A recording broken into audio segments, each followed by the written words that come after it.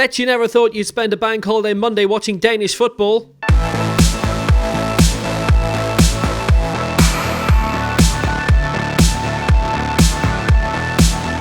So once more, it's Lockdown Football. Will Downing with you alongside my fellow Locked Down commentators Mark Rodden, Stephane, Jauny and Dmytro Dzhulai. It's just nice to have a bit of regular football back. Many nations have now returned. Portugal resumes this midweek, and we're joined later by the Portuguese-based journalist Tom Kundert about that. But we've had football. It's been on TV. We've all been watching. So what have you been watching this weekend, Mark? Obviously keeping a close eye on the Bundesliga. I watched Hertha beat Augsburg on Saturday. 10 points from 12 now for Hertha under Bruno Labbadia. Fourth coach of the season. Seems they've finally got it right. Making perhaps a late push for a European place, and Jurgen Klinsmann a distant memory at this stage. And did you watch the Polish Extra Class at the weekend? Yeah, I did see a bit of the Polish football. Heard a bit of your commentary, Will, on your two games at the weekend. Unfortunately, not the best of matches, but hopefully things will improve as the players get back up to speed after the long break. Well, I hope so. It'll be you in a few weeks, so there. I'm glad you were doing your homework. Stephane, what have you been watching? Would you believe I was watching Bundesliga, not the Polish League, Will? I was watching Bayer Leverkusen against Freiburg on Friday night. Bayer Leverkusen won 1-0, and Borussia Dortmund against Paderborn 6-1. What a game. I mean, the first half was quite even, and there's much happening in the first half. Paderborn was defending and did quite well for 45 minutes, but unfortunately, when Borussia Dortmund broke the deadlock, Torgan Hazard after 54 minutes found the net, and then 3 minutes later, Jadon Sancho scored a second one for Dortmund. It was just a walkover and plenty of goals. And Dortmund, important win for them, and barely needed after the massive loss against Bayern Munich during the week as well. And Dmytro, among the many nations you've been watching this week, a very significant game back home among them, I'm sure. I would rather not talk about it. Okay, talk about everything else. So we lost the game. No, it's just like, the fact is we lost. So first of all, I just wanted to say that you aren't that locked down anymore, because you did get to commentate on some games. Well, yeah, like the last few days have been great. So first of all, I'm doing this in my back garden, which I've had an ambition to do the last few weeks, and the Wi-Fi wasn't strong enough, so I've got a long cable that's come out, and it works, so it's great. And yeah, Polish football, been assigned to that. So I got the call at the start of last week. So 2 games. Saturday was the 1-0 win. I'll actually start the review. Back underway with a bang in Poland. Leaders Legia Warsaw scored a vital 1-0 win at fellow giants Lech Poznan to maintain an 8-point lead at the top with 10 games to go over defending first-time champions Piast Gliwice. The Baltic derby was 0-0 5 minutes into the second half.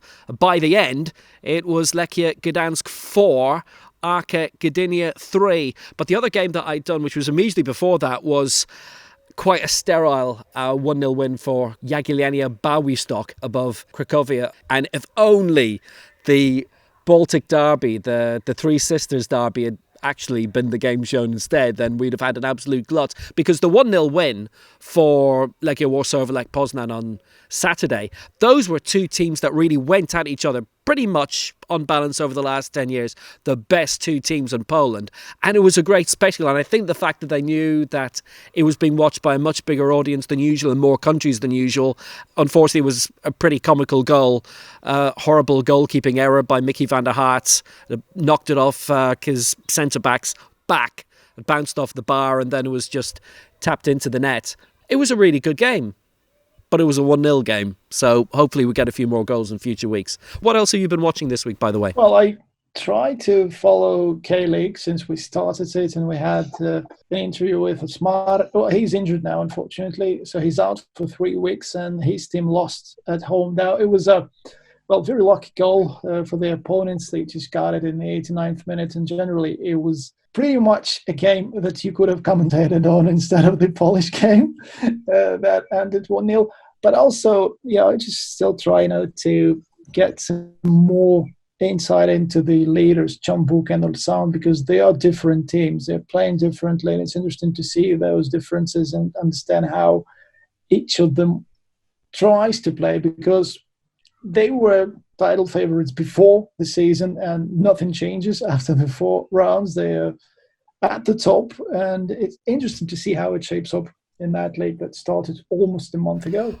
Well, it was another big weekend of goals in the Bundesliga. Leaders Bayern Munich thumped Fortuna Düsseldorf 5-0. Borussia Dortmund hit 6 at Paderborn, all of those in the second half. Jadon Sancho with a hat-trick. He's the youngest player in Bundesliga history to hit 30 goals. And Gladbach beat Union Berlin 4-1. Bayern are 7 points clear of Dortmund at the top. And some of the Dortmund goal celebrations included tributes to George Floyd, whose death in the US has caused nationwide protest there and demonstration in other countries also, Mark. 4 players showed solidarity with protesters in the United States.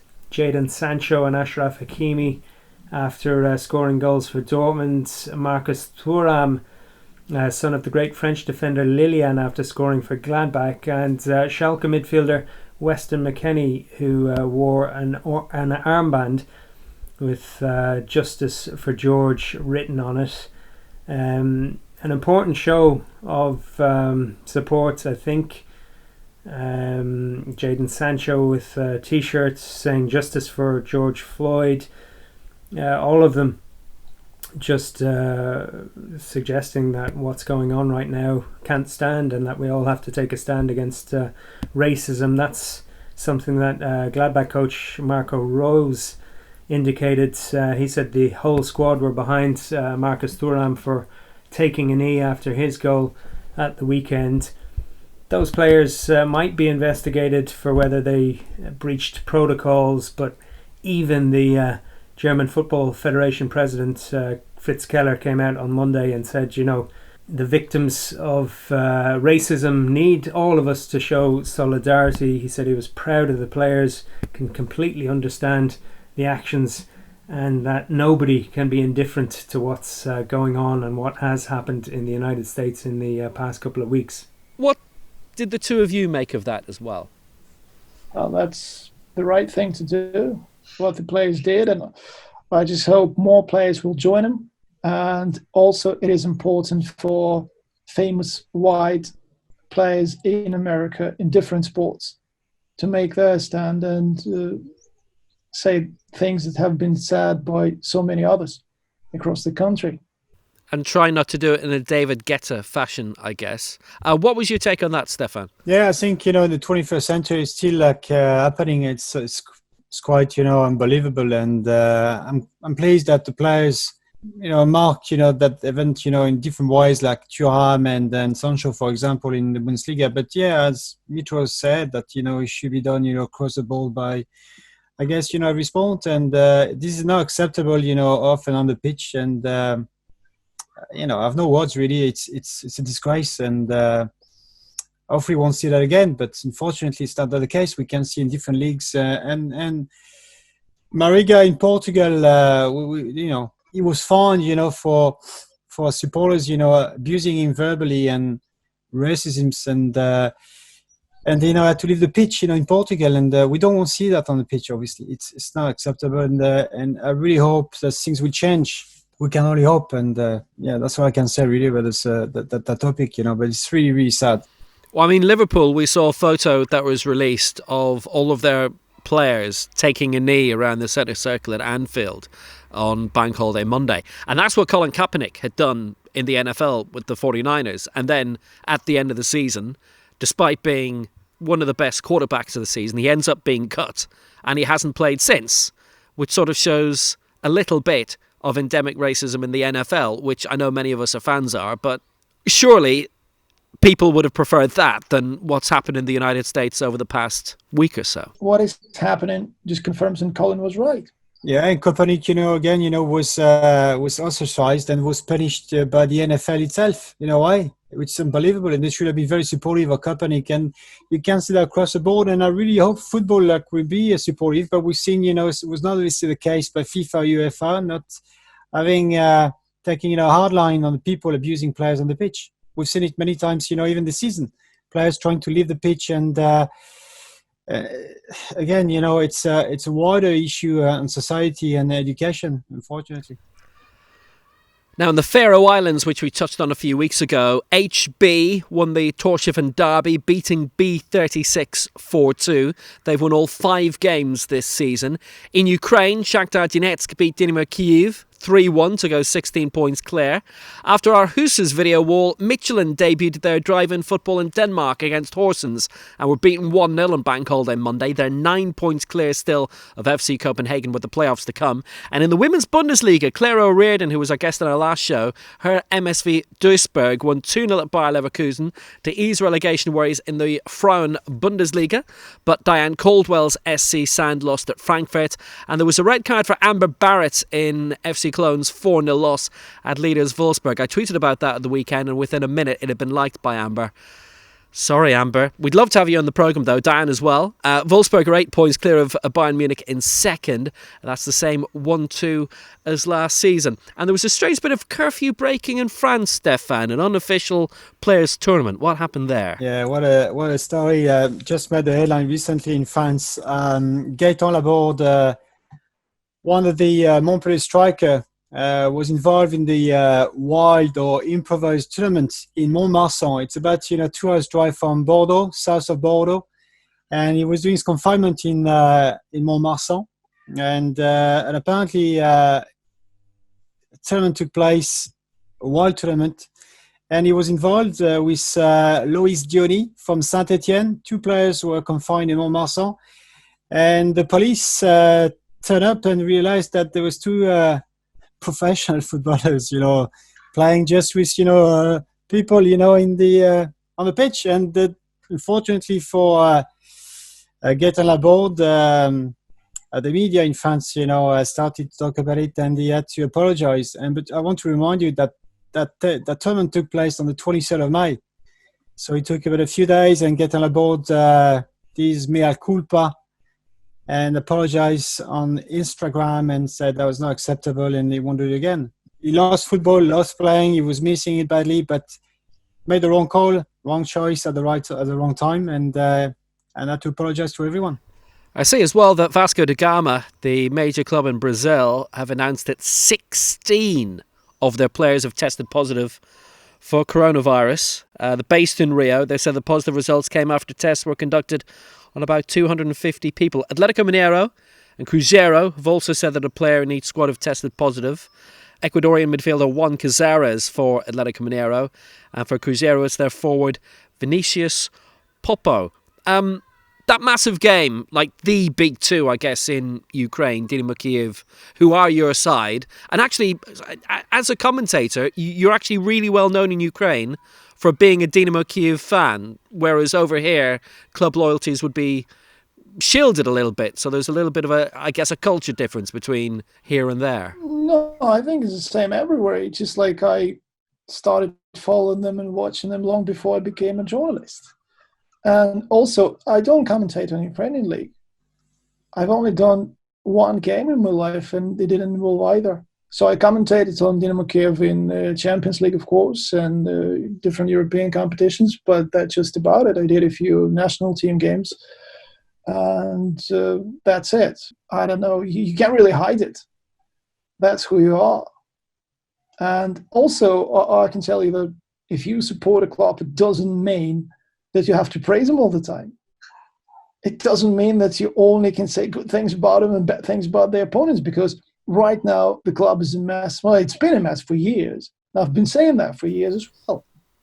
And that's kind of helped Shakhtar win as many titles as they have done then, because they've largely dominated over the last decade. No, I was ready to admit that they won the title on the day a new contract was offered to the then manager of Dynamo Kyiv. And it was before the season started. It was obvious. So now the only thing that Dynamo Kyiv can fight for is a second place and a chance to get into the playoffs of the Champions League. But I just don't see why. I don't see how it would help quite a country. I think if they don't get that second place, maybe that could be a reason to act. But also I wouldn't expect that. So what needs to be done then at Dynamo in order for things to be the way they should be? We don't have 2 hours now. Okay. Because we still have to talk about Portuguese football that is coming back. Well, I have two more news for you. No! The program's going to be 90 minutes long. No, it's a good one. Two good ones. I mean, one is about Neymar's cousin. He signed for the FC Lyon. It's a club in Lyon, in the fifth year of French football. He's a pure producer of Santos, and he just signed today. Here you go. And the other one is a big one. It's it's been on the French news and the French media for a while. Adil Aouchiche, we saw him, for France with under 17 in Dublin, if you remember last year. He's an apprentice, still has an apprentice contract with PAG, and his agent, is trying to get, the best club and the best deal for him. And Arsenal's is on the card, and apparently what comes out is like Aouchiche or his agent looking for a lot of money, like 4 million on sign-on fees. So it's a huge package, for Adil Aouchiche. I don't know if Arsenal can afford it, but he's only 17. And Saint-Etienne as well. He went today to Saint-Etienne, and it's a discussion with Claude Puel and Saint-Etienne's representative. And clearly, Saint-Etienne is on, could be as well the next destination for Aouchiche, but really attracting, a lot of clubs and really a promising player. We've seen him in Dublin with the French team. His attitude on the pitch is quite unbelievable. And as I said, I was talking to one of the French delegate after one of the game, I think it was against Sweden, and he was telling me that Aouchiche as a striker runs an average of 12 kilometers a game, which is pretty unbelievable for a striker. He was definitely one of the players of the tournament. I mean, he scored against England, got the hat-trick against Sweden, scored against the Netherlands. He ultimately got 9 goals in 5 games because he then got 4 in the quarter-final against the Czech Republic. He was fantastic. Now, his attitude is spot on, and what I've been told, and he's willing to work, willing to listen to his coaches, and he's very determined as a kid. He's only 17. We have to remember that. And but a lot of clubs, after Aouchiche, and again, for PAG, it's another problem. Another young player who probably will leave the club from the academy and going to, maybe a League One like club or maybe abroad. And we've seen so many kids from PAG moving, especially in Germany, in the Bundesliga. And it seems they can return, the young players for, various reasons. One is obvious, very difficult to break into the first team, and maybe Tuchel doesn't believe in Aouchiche. I don't know, but it's been like that for the last, couple of years. So what sort of jump up? How many players tend to get from the underage French setup to the national team? It's very rare. The only one I can think of is really Kylian Mbappé. But, Kylian Mbappé was pretty spectacular, moving, at 18, to the French team and win the World Cup in 2018. So it's a very rare case. But for Aouchiche, I think he's not the same profile because he didn't get a chance, to play for the first team. But, equally, if Aouchiche was playing for Monaco or for Bordeaux, not a club like PAG, presumably he would have a chance, to play for the first team, which he did with PAG. He played against Metz. Play, his first, professional game this season. To get, game time at PAG is very difficult for young players. I guess, playing for a different club, I definitely think, he would have to play more games, this season. Because he clearly, had the potential to play in League One. Now, to have the potential and fulfill it and play regularly is down to the coach, but also what you do on the pitch. He's been included this season with the professional team, Aouchiche, but again, when you're competing against Neymar, Kylian Mbappé, Cavani, Icardi, he's only 17, so, you can ask, so much from a young player, but he has a potential. Mbappe is a different standard, but if you look in the Bundesliga 4 years and years, Belgium and the Netherlands that we've worked on for a long time, like I notice in Poland as well now, each side has to have at least one under 21 in their starting 11. In terms of the talent coming through in France, what happens? There's a brilliant assembly line in all the countries I've mentioned, but in France it doesn't feel as if younger players are given the same opportunity. I did agree with that, Will. I think we still have, the same number of players coming through, but unfortunately as PAG, they don't play for the first team, or maybe one or two, we'll see Moussa Diaby, for example, or Nkuku. They have the chances, but I then see that they want to play regularly, and seemingly PAG doesn't give that, that game time they require, so they have to leave. But for PAG, it's good business. You can't forget about that because they're selling those players, remarkably well for, a good fee. And so I would call that, a secondary market for PAG to make money. Going back to the main question, yes, I mean there's a lot of still young players coming through for the French clubs, but you can see I think it was a statistic came out maybe 2 or 3 weeks ago. Brazil and France, so the two countries are exporting the most players abroad, especially in England. It's not going to change because the model in France is purely based on producing young players, and they have to rely on it to, for the clubs, to make money and to generate revenue for the academy, to invest into the club, and that's the only way out for the French for French football. Even though they're going to have, with MediaPro coming to the loop, the new TV right holder injecting, I think, 1 billion and a few millions on top of it every season. That could change, a few things for French clubs. But the grassroots football and the youth production in French football, it's really the DNA of France. So action resumes in Portugal this midweek with Porto top of the table by a point from Benfica away at Famalicão. Benfica are at home on Thursday night against Tondela, who are down in 14th of the 18, and Sporting of Lisbon, who are currently lying in 4th spot. They are away at Vitória Guimarães, and all of those 3 games will be live on Free Sports with a delayed showing on Premier Sports midweek. And Tom Kundert, who's based in Lisbon and who's covered Portuguese football for very many years for Portugal, and who's a published author on the topic as well, he's with us now. How are things going there right now, Tom? Things are going pretty well in Portugal. We were all very worried when we saw what was going on in Spain. Terrible images there from especially from Madrid, and Portugal just being next door. Everyone is very worried, but the authorities, they took immediate action. They decided to, shut schools, lock everything down. The whole population, to be fair, were very understanding and very much behind the government action. And so there was, a lot of discipline. I was quite surprised, to be honest, in how well disciplined the general public were. And thankfully, that seems to have, paid its dividends, because Portugal hasn't been affected like Spain was. It's not we've obviously had problems. There's been, I think, about 1,500 deaths overall, which is, obviously just one death is a terrible thing, people dying before their time. But, considering what could have happened and what's happened in other countries, it's not too bad, and things starting now to get back to some kind of normality. How has Portugal managed to avoid the worst of the pandemic so far, from what we can see? We were all very worried here, especially after what happened in Spain, which of course is just next door, when the pandemic started, and that was really getting serious there, and some horrific numbers and the images we saw from hospitals. Everyone here was getting very worried, but I think to be fair, the Portuguese authorities, they did a very good job. Lockdown early, schools were shut very early. I think people also they respected the guidelines, really, because they were just the Portuguese health system isn't the best in Europe. We all know that. And so everyone was just, very afraid that it would get overwhelmed. And so luckily, things have been they've kept a lid on it, and things have been pretty much under control. So it's taken 3 months for football to resume while more important matters have been dealt with.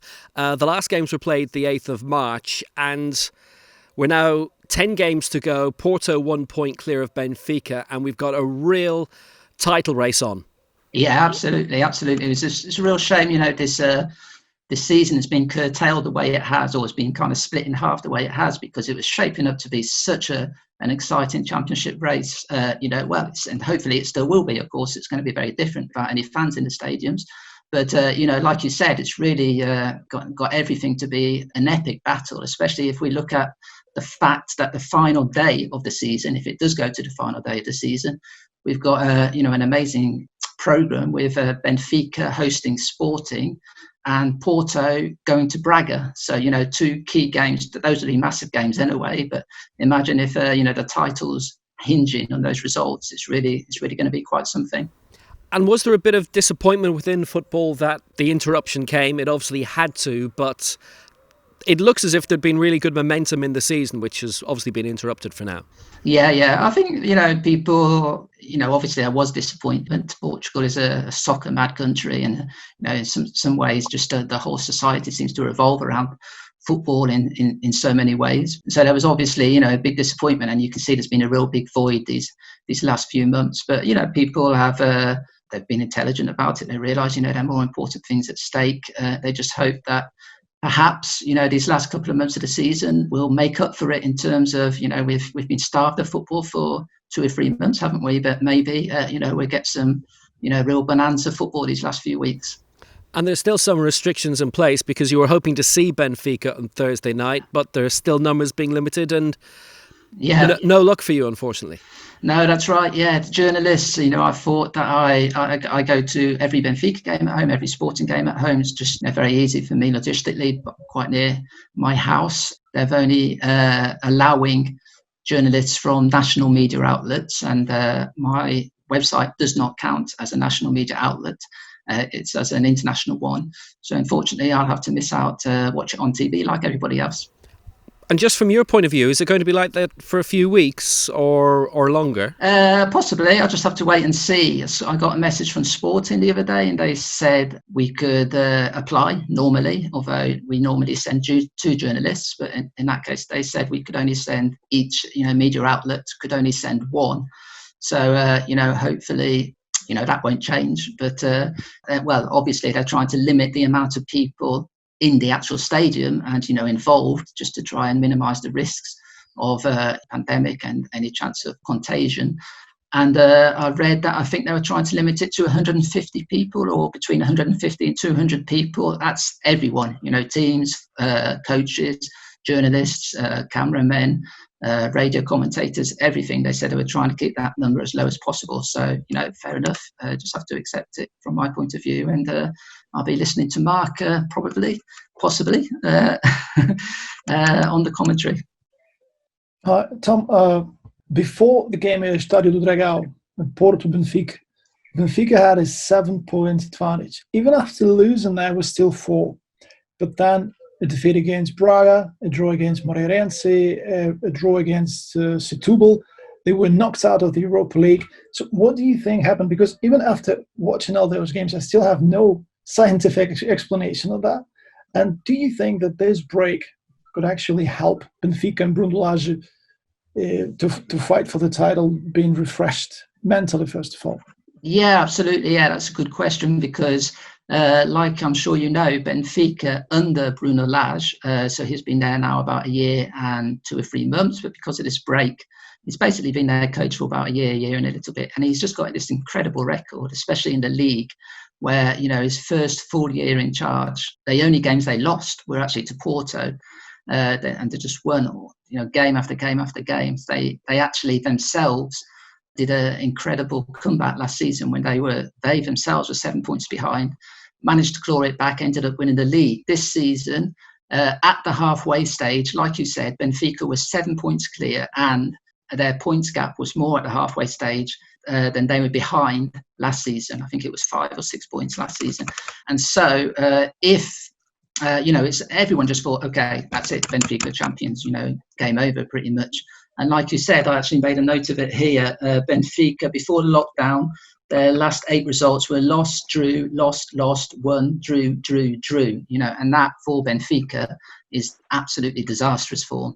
So I think you're absolutely right. The chance to, stop, get a mental kind of refresh, reset was definitely, you would think that's in Benfica's advantage. Actually, even if they don't manage to claw it back, Porto now top of the league by 1 point. It would be the first time ever that a club has recuperated a 7-point lead to win the league, or put it another way, that a club has thrown away a 7-point league not to win the league. So yeah, it's a very big deal, and I'm sure Benfica, in some ways, they will be quite pleased that this break happened when it did. As for why it happened, yeah, good question again. I think, to be fair, Benfica, they had been struggling even before they hit this very rocky set of results. They'd been winning games, as usual, under Bruno Lage, but they'd been winning games very unconvincingly and quite luckily in 1 or 2 cases. And there seemed to be a kind of collective loss of form. 1 or 2 key players, for instance, I think in defence, Grimaldo, left back, fantastic going forward always, but a little bit shaky defensively, and he was a bit of a liability, to be honest, sometimes at left back. And Ferro also, the centre back, they've got Ruben Diaz and Ferro, is very good centre back partnership, arguably one of the best in Portugal normally. But Ferro, his form just fell off a cliff. He was making mistake after mistake after mistake, and that really was hurting Benfica. And so, if those two can get back to their usual form, because they're actually two of Benfica's, probably two of their best players. And so if they can get themselves back to normal form, there's no doubt about it, this break would have been very beneficial to Benfica. We've got this managerial sensation, Ruben Amorim, and after doing so well at Braga, he went to Sporting. Is that madhouse, also known as Sporting Football Club, is good for him now? And what is happening with Sporting again? Well, I don't want to kind of monopolise this and make this into a 5-hour programme, because I think that's what we need to try and discuss, what's going on at Sporting. It's like you said, a madhouse is it's pretty much hit the nail on the head. It's just everything which has gone wrong in that club, or which could have gone wrong in that club the last 4 or 5 years, has gone wrong. And so, obviously the real, I suppose you could say, when the club hit rock bottom was in the summer of 2018, when there was that attack at the club's training ground by 50 of its own ultras, and they ended up, attacking the players, and that really precipitated the fall of the president, who was implicated in some people's eyes in the attack. He was actually just this week completely exonerated from that. And so that's also caused a lot of commotion, because it seems like he wants to make a comeback. But that attack, obviously a lot of the players unilaterally rescinded their contract. Some of them, most of the high profile players, Rui Patricio, Gelson Martins, William Carvalho, even Bruno Fernandes, although Bruno Fernandes actually changed his mind. A lot of those players left the club. And so it just left them in a complete state of flux. Last season, Sporting actually, if you look at it coldly, considering that backdrop, didn't have such a bad season. They won both domestic cups. This season, they seem to, on the back of that, we thought maybe they would kind of, start building up a bit of a head of steam, get a little bit closer to Benfica and Porto, but started off very poorly. The coach was sacked, perhaps a little bit precipitously or a little bit unfairly, considering how well he'd done the previous season in such difficult circumstances. But Sporting have just been terrible in the league, abject performances really. Well, they just don't look like a team. Like you said, Ruben, they made this big move then, which of course for Sporting, they couldn't make a big move without making it in some way sensational, and it was poaching Ruben Amorim from Braga, who just had an amazing record. He's only been a manager for about a couple of months at Braga, but just won, I don't know the exact record, but I think he won 12 out of 13 matches, something like that, including victories over Sporting twice, over Porto, over Benfica. So he just had an incredible impact. Sporting have poached him, but they did it at a very, very high price, 10 million euros, which for a Portuguese club to pay I think almost for any club to pay 10 million euros to another club for a coach is almost unheard of. In Portugal, where any team buys a player for 10 million, it's incredible, even the big clubs. And so, a lot of pressure. And of course, they took him from Braga, and Sporting, they're fighting for that third spot, which will give automatic entry to the Europa League. And so, fairly important position there, obviously, in terms of the next season. Of course, this is all in a little bit of state of flux because of the pandemic and the schedules and everything. But in terms of making preparations for next season, it obviously would be advantageous to finish third rather than fourth. And so it's going to be interesting now. There's 4 points separating Sporting from Braga. And it's going to be interesting if Amorim can, have the same kind of impact. I can't really see him having the same kind of impact, because Braga were already a good team when he took over. Sporting aren't a good team. And he'll have to, but if he can get them sorted out, in terms of playing staff, there's probably not too much between the two teams. But I think it might be asking a bit much to make up that 4-point gap. Could I ask about Benfica as well, Tom? As you mentioned, Bruno Lage had such a big impact. I think it was 18 wins out of 19 to finish the season last year. You can't say a whole lot has gone wrong at the same time, because they've still won a huge number of games. But how much of an impact did João Felix leaving have? And the flip side of that seems to be the players that they've brought in to replace him, the likes of Raul de Tomas and Caio perhaps. They've already left in the winter and certainly weren't a hit in Lisbon. Yeah. Well, that's right. Maybe we didn't realise what an important piece João Felix was really in that Benfica team. He really did have a fantastic few months. Bruno Lage said it's made it quite a special feature of his taking over Benfica. He said, one of the first things I decided when I took over Benfica was I'm going to get the kid playing. And he was talking about João Felix, this golden boy. And boy, did he get him playing. He was absolutely fantastic. Atletico Madrid spent 126 million euros to take him from Benfica after he hadn't even had a whole full season. So that's quite remarkable. It kind of shows you what an impact he had and how he was seen even from abroad. Having said that, I think you can't just say, okay, João Felix left, Benfica fell apart. It surely can't be that simple. I think, for instance, Seferovic, the Swiss striker, he's been kind of up and down since he's been at Benfica, mostly down. The one exception was last season when something just clicked. And he was brilliant, which is quite surprising for Haris Seferovic. I've got nothing against him, but when he first came to Portugal, most people thought, okay, this is pretty average striker, nothing special, perhaps a bit lucky to be in a club as big as Benfica last season, especially when João Felix and him were playing together. He was just transformed. He looked like a world beater. I think scored 25, 30 goals in the season. He was superb. This season, it's back to the old Seferovic. He looks quite ponderous, quite clumsy. Doesn't look like the kind of striker who really thrives in a technical league like the Portuguese one. I mentioned earlier, talking to Dmytro, some of their key players have really, their form collectively. I suppose when a team collectively isn't working, it affects the individuals as well, doesn't it? And some of them, principally in the defence, Ferro and Grimaldo are really struggling. Perhaps also another factor you can throw in there is Gabriel, the Brazilian midfielder. Again, he's another player who Bruno Lage really transformed, really got the best out of him. He looked like a bit of a flop. He was quite expensive by Portuguese standards. He cost about 8 million. Bruno Lage got hold of him and he really turned him into one of their key players. He was superb again last season. This is also perhaps another reason why Benfica may benefit from this break, because Gabriel, for him, it wasn't a question of loss of form. He was injured. He had quite an unusual injury, an eye injury. I'm not sure if it necessitated an operation or it seemed quite serious at one stage. There was even some question marks about whether it might even end his career, but fortunately that hasn't happened and he seems to have recovered and he seems to be ready to play now.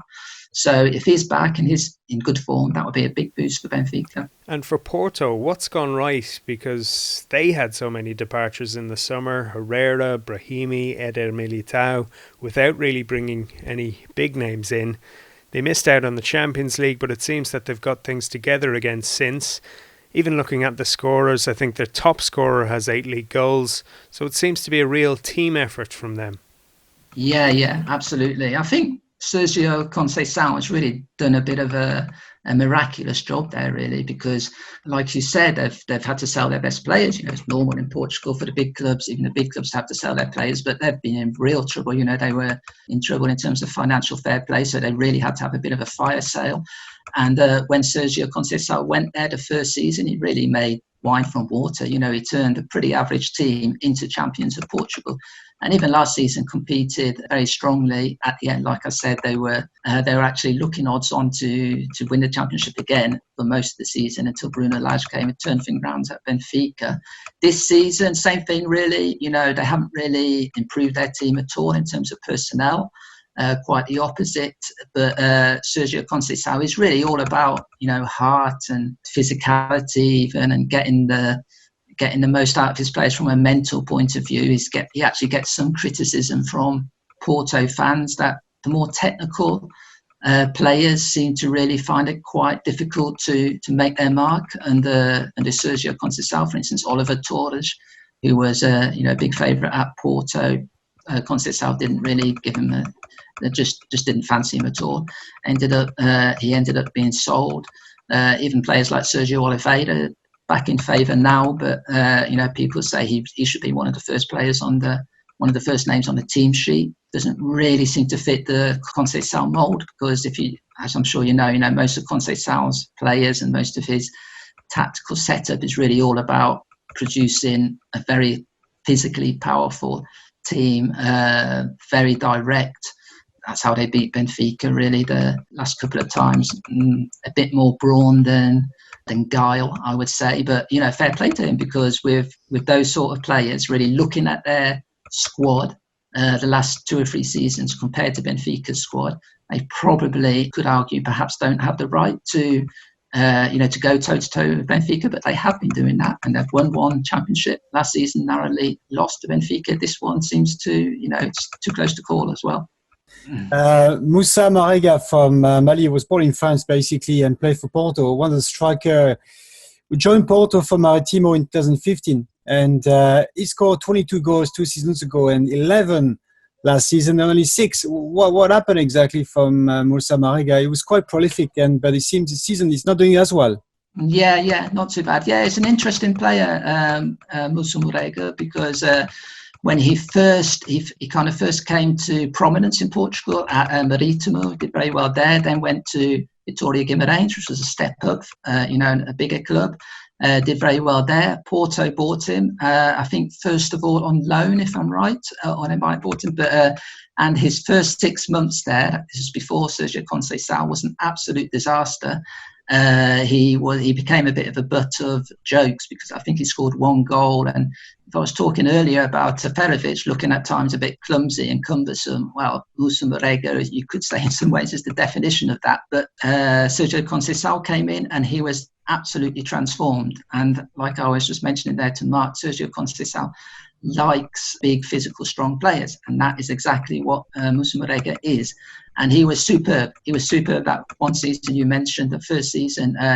He was just like a force of nature, really strong. Again, not the most technically gifted striker, but when you got that strength and that ability just to boss really the opposition defence. Also very flexible player, as he played through the middle sometimes, but he was very happy to work the channels going wide.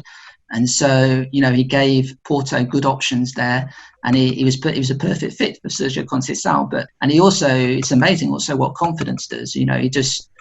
Some of his finishes were superb. They were even quite subtle, some of his finishes, and people looking at him and they said, wow, is this the same Moussa Marega we've been seeing, at Marítimo and even Guimarães, and those 6 horrible months at Porto when he looked like, he didn't even deserve to be in that division, let alone Porto.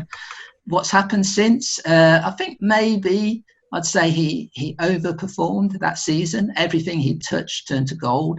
This season, say perhaps regressed to the mean a little bit, because I don't think he is overall. I don't think he's a top class striker. He's a good striker. If a coach knows how to get the best out of him, like Sergio Conceição does, he can be a big asset to any side. But I wouldn't call him really top class striker. I very much doubt that he'd do very well in the very top leagues in Portugal. I think maybe he's lost a bit of confidence. There was also this season, of course, unfortunately, that very quite shocking incident where he was racially abused at Vitória de Guimarães, his former club, and he refused to play on, stormed off the pitch. That made headlines all around the world. Unfortunately, not showing Portuguese football in a very good light, but, that really was a disgraceful afternoon. He is quite volatile temperamentally as well. Even at Guimarães, I think once or twice he stormed out of training or something, and he's quite a volatile character. And I think maybe he's one of these players, when everything goes well, when his confidence is high, he can be a real weapon. When everything isn't perfect, he's kind of perhaps not the best of strikers. But yeah, I think he's in the right team.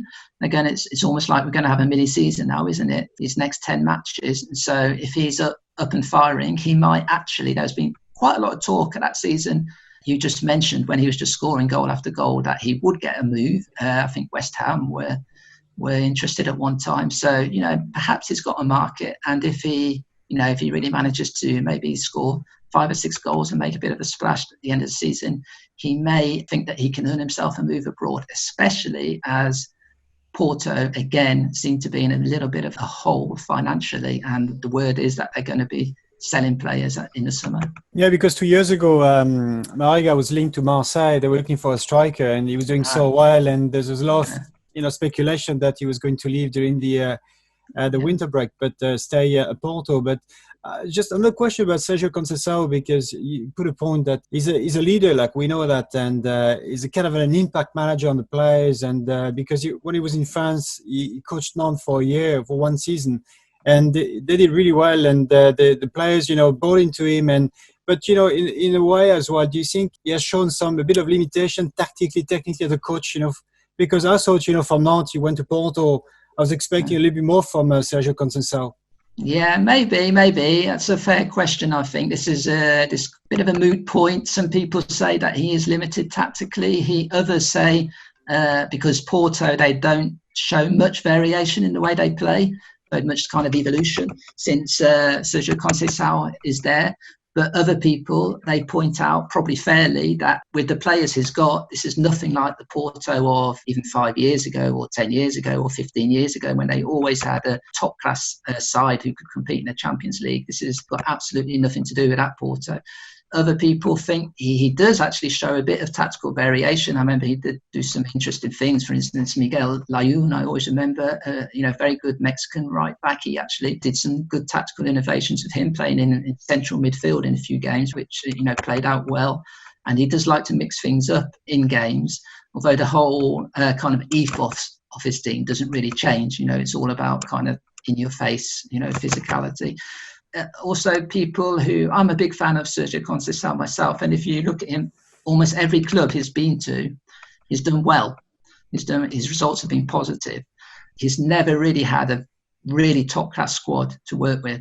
So you can say, well, maybe that's because the people who really in the know, you really choose carefully their coach. They don't trust him with, giving him a top-class squad. You could argue that maybe he's not that tactically innovative, or he hasn't really tried out different kind of systems or a kind of more subtle way of playing, because he just hasn't had the players at his disposal. So a bit of a moot point. Of course, I'd be quite interested just now I've got you to know how that was viewed, his decision to leave Nantes when he came to Porto, because I know that caused quite a bit of controversy in France. He said apparently for personal reason with his wife. That's what he said basically. And there was an agreement with Vladimir Kita, the chairman of the club, and but that was it. But it was a bit of a surprise because he'd done so well. Yeah, it's interesting. I suppose, of course, he was a big player at Porto, of course, and a big hero there. So I suppose in some ways it was a bit of a maybe too good an opportunity to turn down. But I think even here in Portugal, it left a little bit of a sour taste the way that whole thing happened, because Nantes have kind of given him this big break. He'd done so well there, and from what it seemed, everyone in Nantes was expecting him to stay there at least for another season. But I suppose that's the way of modern football, isn't it? When a big chance comes up like that, you've got to grab it.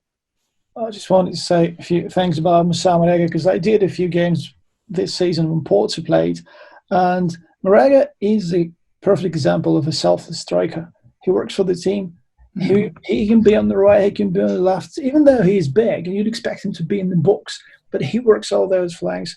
He assists. He does the same for the national team, where you can consider him, to be one of the biggest stars. He still does that. He is absolutely tireless. He's selfless. And also, he scored 6. But if you look at Tiquinho Soares, 7 goals. Zé Luís, 7 goals. Alex Telles is the best scorer for Porto with 8, but he takes penalties. So it's just a general situation for the team this season. There is no outstanding goal scorer. So for me, Marega probably, in a way, can be a symbol of this particular Porto side sometimes, because they had to get some very difficult results, especially away from home, and they did it. That's true. And of course, he scored in some very big matches. He scored against Benfica, of course, didn't he, in the win at the Stade de Luz, if I remember rightly. I was at that match earlier this season. I think he scored in that one. I think that's fair enough to say he symbolises them. And of course, like I said, he's an interesting player, because that season where everything just clicked and people said, okay, this is the kind of player who maybe can thrive in Portugal, but he won't do anything anywhere else. He was excellent in the Champions League. He was really good in the Champions League. I think he actually got a record. If he didn't get the record, he equaled the record for the most number of consecutive Champions League games that he scored. I think it was 7 games, 6 or 7 games, I think all the group stage games and maybe the first game in the knockout round as well. So he's an interesting player, and I'd agree with that. That's a good way of looking at it. He does kind of symbolise this Porto in, if you're going to get a result against us, you're going to have to work really hard because I'm going to make your life horrible. There's always so many good players coming through. I know the last few years Portugal have had great underage squads again. Anyone coming through at any of the teams in the league this season that has particularly impressed you? I'd say fewer than in recent times. You could normally, almost every season, like you say, you could normally just reel off 6 or 7 or 8 names who you almost bang on. You'd expect to really make a splash. Doesn't happen quite so often. Some of the best ones actually at Porto, but again, talking about Sergio Conceição, he doesn't really seem to trust the youth that much. They've got a very good centre back, Diogo Leite, and they've got a very good right back, Thomas Esteves, and they've hardly played any of those 2 teams in the first team. Think maybe not such a young player, but if you ask me of one player who I think could make a step up and could perhaps do well in a big league like in Spain or in England or in Italy, I'd actually go for someone like Rafa Silva of Benfica. The winger is not so young anymore. I think he must be about 26, 27. But, lightning fast winger. Again, a player who's really come on leaps and bounds, especially last couple of seasons. He was always a player who had all the assets to be really a top player, top winger. Always seemed to cause absolute havoc for the opposition. But his decision-making and his final execution were pretty terrible, to be honest. He'd get himself, because of his speed and his trickery and his skill, he'd create about 5 or 6, well, maybe 5 or 6, that's an exaggeration, but maybe 2 or 3 really good chances for him every game, and then he'd miss them all.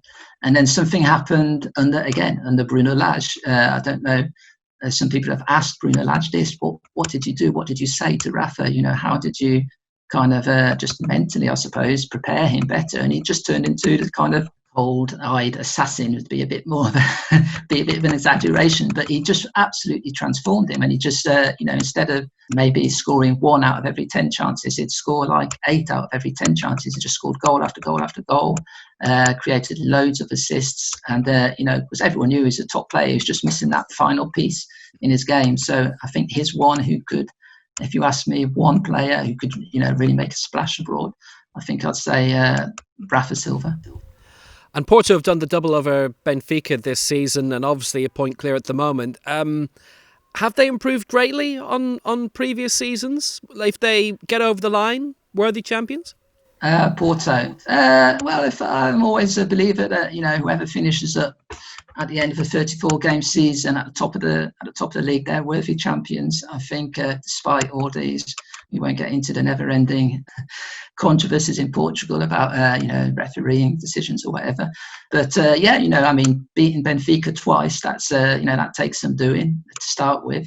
Like we were just mentioning, Benfica have been on this really rocky run of form, and Porto actually broke down their form as well. Before the lockdown in the league, they'd won 7, drawn 1 of the last 8 matches. Actually, the last match they drew at home to Rio Ave. One of the better sides in Portugal, though, at home. But so they've been on a good run of form in terms of results. I'd say in terms of results because they haven't been winning convincingly. They haven't been winning easily, but they've been getting over the line. And so maybe, that kind of resolve, 3 points above all else, may stand them in good stead. And before we resume in Portugal, is there a fear of rustiness? Is there a sort of an understanding or awareness that it may not quite be the level that we left them at in March, off the evidence of what we've seen from other countries so far?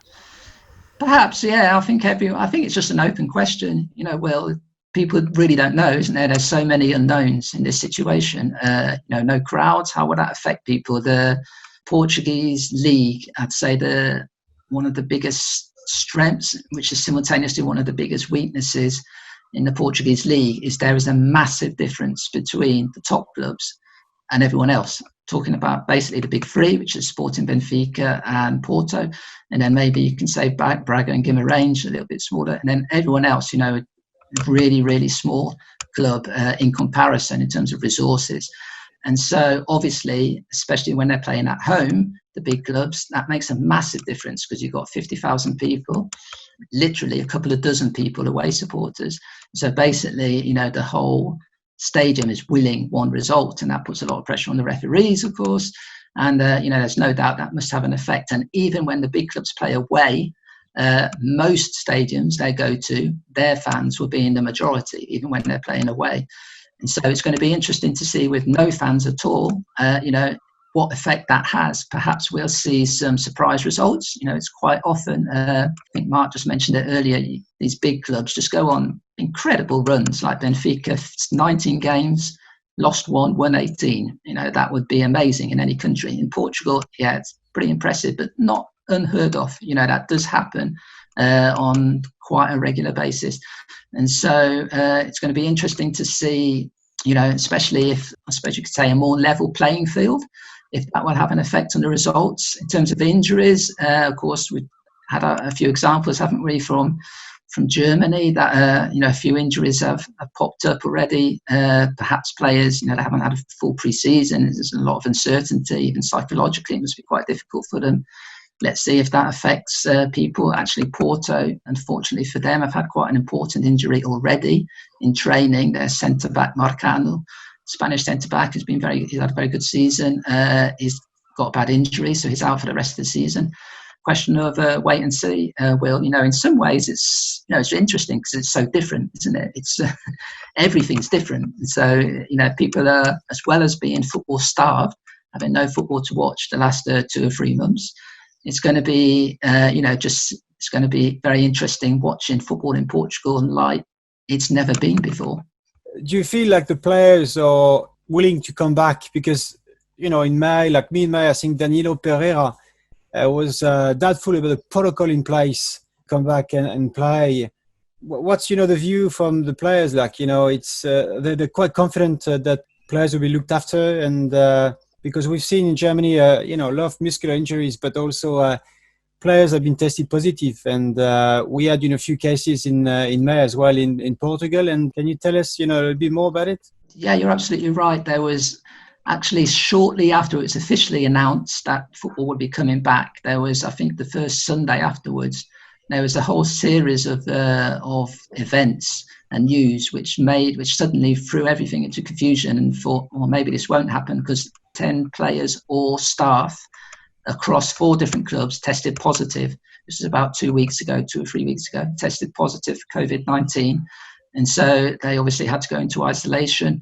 And that was the very same day that news came out of exactly what you just mentioned there, of Danilo Pereira. He was the most high-profile one, but also Tiquinho Soares, Sporting player. Also, there was 4 or 5 players who expressed their doubts about this protocol, and 1 or 2 misgivings. I think that was a bit more kind of on the bureaucratic side, more about the way it was worded. From, if I understood rightly, there was something written like players accept their responsibility should something go wrong. In other words, if should someone get affected or the families get affected, they accept that they are responsible, for what has happened. And they were saying, hang about a minute, we're almost being obliged to play football. We can't accept full responsibility for what happens. And so 1 or 2 misgivings, but I think the general feeling, even those players, they weren't really very happy with the way it was worded. I think it was a bit clumsy, the way that was put together. And it was also done very fast, of course, because they had to get this protocol written and delivered to the government in a couple of days or something. So it seems that wasn't done very thoughtfully. But I think on the whole, I think most players look, they're professional footballers, aren't they? And I think like the rest of us, they want to try get back to something like normal life. And this is quite apart from all the normal considerations of trying to prolong or to better their careers. And Portugal is a bit of a a stepping stone, especially for these top players, and they're always looking for perhaps a chance to impress and move on to a bigger league, a better league. Daniel Pereira was certainly fit into that category. So I think on the whole, the players are looking forward to it. I'd certainly say there's far more people who are pro coming back. Actually, against football, I haven't really heard anyone, strongly come out and say, no, this is a bad idea. Football should not be played. To be fair, I haven't heard anyone say that. Yeah, because we've seen Charlton, like, for example, 3 players refused to play already, and so it's not going to happen in Portugal, which is good news for the clubs. Yeah. I think also that's right, in England, isn't it? There's been a few players as well who've expressed, strong misgivings about it. But I think, in Portugal, everyone's looking forward. Obviously, there's this protocol has been, although there were those problems with the way it was worded, it has been, some very strict rules in place. I think all the players have to be tested, I think at least once, perhaps twice a week, every week, and then immediately before the games or immediately after, or perhaps both. But there's a whole lot of testing is going to go on. Obviously, all the rules concerning hygiene and distance, and like I mentioned earlier, even limiting the number of people who are allowed into the stadium. So it's obviously been very, as a high profile part of society, I think everyone, even the government, wants to make sure that things go well. And so I think we're all set. Okay, and before we let you go, Tom, by the way, what about Jorge Jesus? An amazing job being done at Flamengo and voted their best coach ever, Libertadores winner, and such an unusual move to go from Portugal to Brazil when usually the talent goes in the other direction. Yeah, absolutely. Yeah, it's a fantastic coach, Jorge Jesus. Really pleased that he's getting international recognition, because he'd done amazing work here in Portugal, but it was in Portugal, so he wasn't really that well known outside of Portugal, or not as well known as I think his abilities as a coach, merits. And so, it's been fantastic. And you're absolutely right. It's very unusual for Portuguese coaches to go there, full stop, and just to do what he did. I think Flamengo was at 82 or something since Zico's side. They hadn't won the Libertadores, and he did the double over there, and getting that recognition from the fans. And it's quite funny seeing his press conferences, because even in Portugal, I think people here in Portugal do recognise he's a great coach, but he's very arrogant. If you think that Mourinho is arrogant, you should hear Jorge Jesus. He thinks he's the best coach in the world, and he's not afraid of saying that time and time again. So I'm not sure how, it's a good thing that Brazil is a massive country.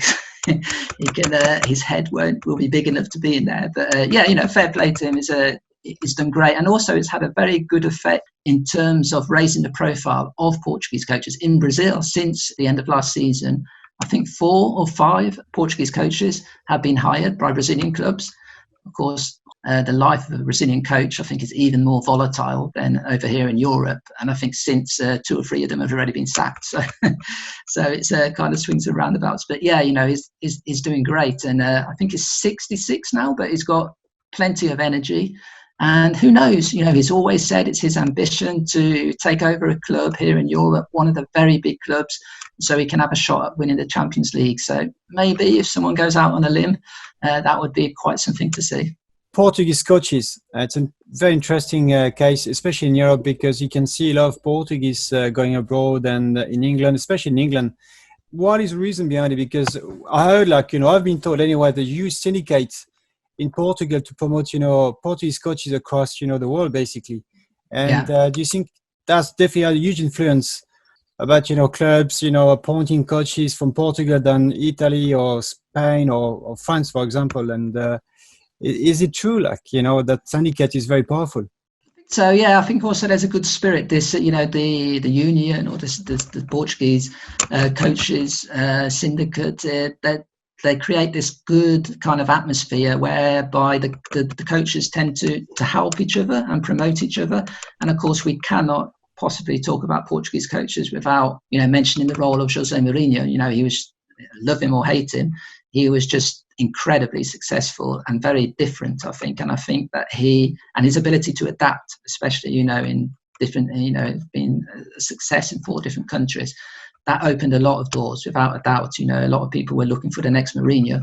And so, and a lot of, almost all these, it's interesting if you look at some of these young Portuguese coaches doing very well, like Paulo Fonseca in Roma, for instance. André Villas-Boas, of course, was Mourinho's assistant for a long time. Even Nuno Espirito Santo in England. All of them, they just speak really highly of Mourinho. He's like the person who really inspired them, and there's no doubt about it. He made a huge contribution to raising the profile of Portuguese coaches. There's also something which we cannot ignore, perhaps not so romantic or not so. The fact that the most powerful agent in the world, of course, Jorge Mendes, is Portuguese, and so there's no doubt about it. That opens the doors to a lot of clubs for Portuguese coaches where perhaps they wouldn't open otherwise. For instance, I think even Nuno Espirito Santo, and fair play to him, he's done absolutely fantastic at Wolves. He's shown that he deserves to have that job. But I do feel that perhaps, and even before that at Valencia, if it wasn't for the fact that he was so in cohorts with Jorge Mendes, he was actually the very first player Jorge Mendes had, and they're great friends. And if it wasn't for that fact, perhaps he wouldn't have got those opportunities. So those two things come together. I think also in Portugal, in general, the same really with coaches and players. They're very adaptable. Of course, this just in society in general, Portuguese people, they tend to have little trouble adapting to new surroundings and, little things, perhaps it's not so little in terms of language. Their grasp of language. If you look at most of the Portuguese coaches, no matter what country they're in, they tend to speak the language at a very proficient level, very quickly, sometimes in some cases even before they start working there or living there. And so I think all those things come together, and also confidence, of course. Portuguese coaches must have a lot of confidence in themselves. It's kind of success breeds success. I think all those different factors come together. It was very interesting hearing Arsene Wenger. I heard an interview with him the other day about André Villas-Boas, of course, who's doing so well at Marseille. And he was saying, there's no doubt about it, André Villas-Boas is an excellent coach, but I've got the feeling that there are perhaps French coaches who are at the same level as him, but they don't get the opportunity. And he mentioned Jorge Mendes because they don't have such a powerful agent as Jorge Mendes. So I think you have to say those are all factors behind it. Yeah, that was my next question about Jorge Mendes. Obviously, the most powerful agent with Mino Raiola, and Viti Zahavi as well. But he attracts, the best, players and coaches, obviously, with him. And again, getting into quite controversial territory here, and it depends who you speak to. Because, for instance, a lot of people insist that the players selected by Fernando Santos, the Portugal coach, have to kind of get the approval of Jorge Mendes, or quite often when there's two players who seem to be in a quite similar position, one is a Jorge Mendes player, the other one isn't. It always seems to be the Jorge Mendes player who's called up to the national team. And so a lot of people say, yes, he's too powerful. He does call the shots. Other people, and he himself, they say, no, this is just jealousy. He's got to where he has done because he's self-made, self-made millionaire. He's done it all through hard work. He says he himself talks a lot about when I get a player, I'll make 50 phone calls, 100 phone calls, 1,000 phone calls if I need to make sure that player goes to, progresses in his career. And so it depends whether or not it's beneficial or not for Portuguese football. That's an argument which will run or run, but there's no doubt about it. He does have a huge influence in Portugal in many ways. And it's interesting also the way he kind of buys into clubs. This is kind of a tactic of his, like, of course, in Wolves, whereas he has no official position there. But, everyone knows that he has a very, kind of the doors are open if Wolves would like to get a Portuguese player. And just look what's happened there, isn't it? I think it's 7 or 8 players in their squad.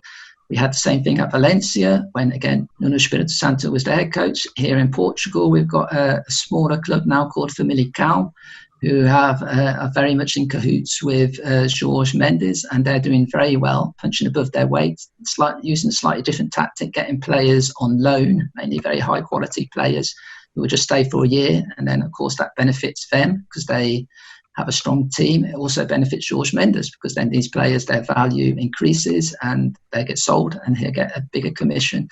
Don't really want to get too controversial and say if he is if his methods are all completely above board. On the other hand, I think you have to give him credit because he's shown that he is good at what he does.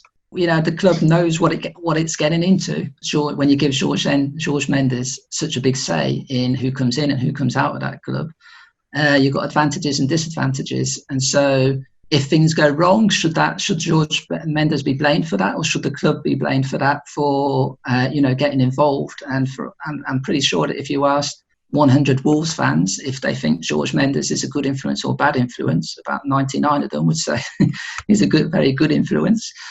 I think that's more a question of maybe the way football is set up, the way football is run, rather than, if it's the correct way to do things. In an ideal world, of course, it wouldn't be. You wouldn't have one agent who is so powerful. It'd be more equally set up, even to kind of avoid any possible conflicts of interest. But, that's just the way it is. 9 years ago in Dublin, we had Porto and Braga playing the Europa League final. That was the second Europa League title for Porto in 8 years. They won Champions League in 2004. Then we had Jorge Jesus guiding his Benfica to two consecutive Europa League finals. That's right. This season, look around, I don't see any Portuguese club in Europe anymore. So would that be the new Billy Goodman's curse for Portuguese clubs? To go past the group stage to get into last eight or whatever. What has happened? Yeah, it's a fair question. Of course, Portuguese clubs did so well over such a long period of time, and especially that period you talked to, of course, Porto champions, Champions League champions, Europa League champions, UEFA League champions, like you mentioned, Benfica getting there twice, Braga getting to the final, even Sporting getting to the final. And I remember being in Dublin for that match. It was really quite, for me, it was quite an emotional occasion. Two Portuguese clubs, it wasn't the Champions League, of course, but even so, two Portuguese clubs competing in the final of a major European competition. But you're absolutely right. The results have been getting worse and worse. And I think, even though I'm a huge proponent or a huge kind of encourager of Portuguese football, I don't walk around with my eyes closed, and there's no doubt about it. The quality of Portuguese football in the last few years has gone down quite drastically.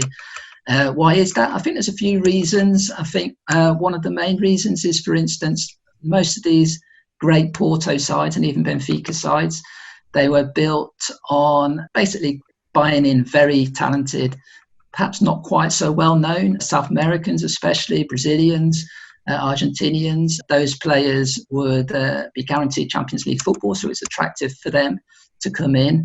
It was obviously great for Porto and for the club involved, because you had players like Dmytro or Benfica, you had players like Hulk, you had players like James Rodriguez, you had just fantastic world-class talents coming to Portugal when they were very young, honing their talents there. The top Portuguese clubs getting the benefits of that. Then they'd be sold for a huge price. Portuguese clubs would make a big profit. Everyone was a winner. The players would be moving on to a much bigger club. Portuguese clubs were able to do that, I think, for two reasons. First of all, they had a very good scouting network. And of course, in Brazil, they had the advantage of the language, of course, and the cultural ties. I think that's not such the case. That's the quality of their scouting network now is not too different to the others. Or put it another way, I think the rest of Europe has caught up, and they've got obviously more financial resources than Portuguese clubs, and they've kind of got their act together. And now most of these really strong young Brazilian players, young South American players who have very high potential, they just don't come to Portugal now. They go straight to England or to Spain or to Italy. Also, the end of third-party ownership, that hit Portugal hard, because that was one reason which enabled Portuguese clubs to be able to attract these players, because they'd, just buy 30% of them or 40% of them or 50% of them, because they wouldn't be able to buy, they didn't have the financial resources to buy the player outright. When that was outlawed, third-party ownership, that came to an end. That hit Portugal hard. Other reasons, I think the Portuguese football itself isn't in such a good state in terms of its domestic football, because the arguing and the bickering and the constant accusations of corruption have really kind of deteriorated to such an extent that I think just some players just that they look to get out. They look to get out, especially the best players. They look to get out as soon as possible because it's just not a very nice atmosphere to play football in a lot of the times. I think that's a factor which I think is becoming, unfortunately.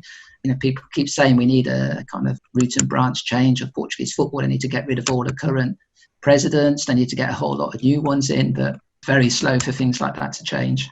So I think those are three big reasons for maybe why Portuguese clubs aren't doing so well in Europe as they have done in the quite recent past. And also, of course, the most obvious reason is just the gap in the financial disparity between Portuguese clubs and the top leagues is just getting wider and wider. I mean, we saw this, don't we? We see this of every country in Europe who doesn't belong to those top 4 or 5 leagues. Portugal were a bit of an outlier because they had a higher quality but the same kind of resources or potential as maybe Austrian league or Dutch league or leagues like that, but they seem to do so much better. But nowadays, I think they've kind of regressed into that group again. Now you just can't see anyone winning the Champions League, can you, who doesn't belong to England, Spain, Italy or Germany. You can't see it, perhaps France. France and PSG, obviously, but you just can't see a Portuguese club winning a league nowadays. It's one of the unfortunate things of modern football. I think the gap between Portuguese football or leagues at a level of Portuguese football and the very top leagues is just too big to bridge nowadays. Tom, it was great to have you on. I think that was your doorbell. Just in a word, the cruelest question of all, Porto or Benfica then for the title, do you reckon? Or is that too awkward a question? I'll go for Porto. I think Porto 1 point ahead, and I wouldn't be surprised if that's what it is at the end of the season. I think it's going to go right to the end, but I think they might just scrape it this season. Nice one, Tom. Thanks very much. And I do hope you get to see some football in person soon. Okay, thank you very much. So that's it for now. Thanks very much to Tom Kundert of Portugal.net. As usual, please don't forget to like, rate and subscribe. It helps us a lot. And until next time, from Mark Rodden, Stephane, Jauny, Dmytro Dzhulai and me, Will Downing, it's goodbye. Look after yourselves.